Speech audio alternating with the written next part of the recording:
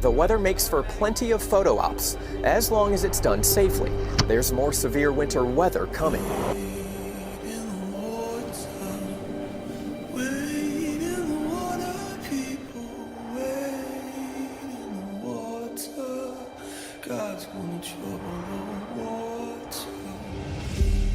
Some people living in the uptown neighborhood of Dallas lost power overnight. Many still don't have power.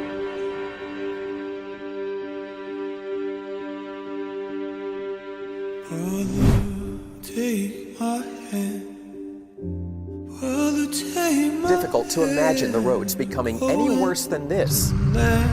We just might see conditions become more dangerous over the next couple of days.